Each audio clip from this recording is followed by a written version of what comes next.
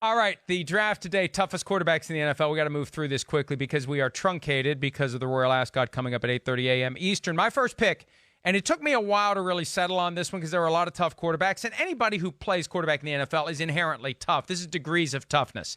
Give me Deshaun Watson of the Houston Texans. The way he has been banged around in his career, and he doesn't have a big, thick Ben Roethlisberger frame. He is fearless. He treats so many plays like it's the last play of the Super Bowl. He's not afraid to get hit. He's not afraid to get hurt. He's trying to help his team win. It may be a little much because he is putting himself at risk, but I think he's the toughest of all the quarterbacks. He is tough as hell. And I don't know if he would have been my first pick, but I think he would have been my second pick for sure. But you're right. And he's not like a real thick muscle guy, but it's unbelievable how he has no regard for his body. And of course, we both love watching him play. So we both want to say, please have a little more regard for your body because we don't want to see you get hurt. You're awesome and you're fun to watch. I think you're missing on Phillip Rivers, though. That's who I'm going with as the toughest quarterback in football right now. To play as long as he's played, the style in which he's played, which is just, you know, you've seen him, Mike, stand in there and he passed the ball 74 times and he does this and people are all around him and he just still stands there and passes the ball and then people are dragging on him. He pats it a few more times and then throws it. I mean, to me, his consecutive start streak is more impressive than an Eli Manning just because of the physical nature in which Phillip Rivers plays and hangs in the pocket. And the fact that he hasn't really been hurt ever in this long career playing that way, I mean, he's got to be part caveman to pull that off. So he is tough as hell. You left out the best argument. I can't believe I'm going to give you this. I can't believe I'm going to bolster your case. He played with a torn ACL in the 2007 postseason. Right. You left that out. Too late. It's too late. It's too late. Me, I get going and I can't think of all my damn facts I'm going to spit out. Sorry. He was on my list, and you know what? Maybe he should have been the first pick. I don't know. But for Deshaun Watson, I also factor in that I think he's a lot better than Phillip Rivers right now, so that helps sway me. I'm going to go with Ben Roethlisberger next.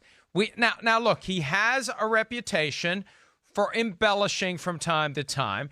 He has a reputation for maybe saying he's injured when he isn't. I remember after the AFC Championship game in 2004 when the Steelers lost to the Patriots, Ben's rookie year, he said he played the game with 3 broken toes. Bill Cowher, the coach of the team at the time, said he didn't have any broken toes. What the hell are you talking about? But still, he stands in there, he moves around, he takes hits, he has been injured. He's only played all 16 regular season games of a season 4 times in 16 seasons, which tells you he does take a lot more punishment and abuse than most quarterbacks, but he just keeps going. The fact that he hasn't retired yet, tough. He doesn't need the money. And At this point, it would be very easy for him to walk away and say, I want to be able to walk 10 years from now. I want to be able to run. I want to be able to do things. But he keeps going, and I think that adds to the case. Even though I do have a problem with the embellishment from time to time, he still is one of the toughest quarterbacks in the NFL. Yeah, he likes to let everybody know when he has a little injury or he's bothered, but that still doesn't make up for the fact, like you're saying, Mike, he's tough as hell when it comes to Sunday playing football. And if he is hurt and has a chance to play, he plays. So I'm not going to argue with you there at all. I mean, he is, to me, Big Ben, big soldier. He's as tough as they come, and he'll stand in there as long as he's got to deliver the football. I'm going to go with Dak Prescott as my next pick. I mean, first off, Dak Prescott's built like a Greek god, a lot of ways like a Cam Newton.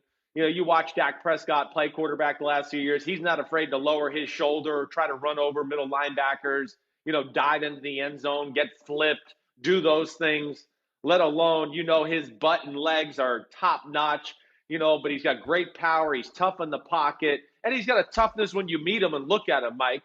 That's why I'm picking him too. I've been around him 3 different times in my life. And he's one of those guys that you look in the eye and you go, oh, if I pissed him off, he would beat the crap out of me, and I think he would enjoy it. You did. You did piss him off. I did. Talking about taking a hometown discount, he gave you that look. Oh, if you two weren't sitting on a mattress at the time, it could have gotten very ugly. Yeah, look, hometown discount. He's like, how about I hometown throw a right hook on your head? That's my man. I hope he gets every penny. I hope he's not pissed at me for some of the stuff we've talked about, contracts still, because I do root for him and I want to see him get paid. 4 seasons in the NFL, hasn't missed a game, and is very, very tough. This one is difficult for me.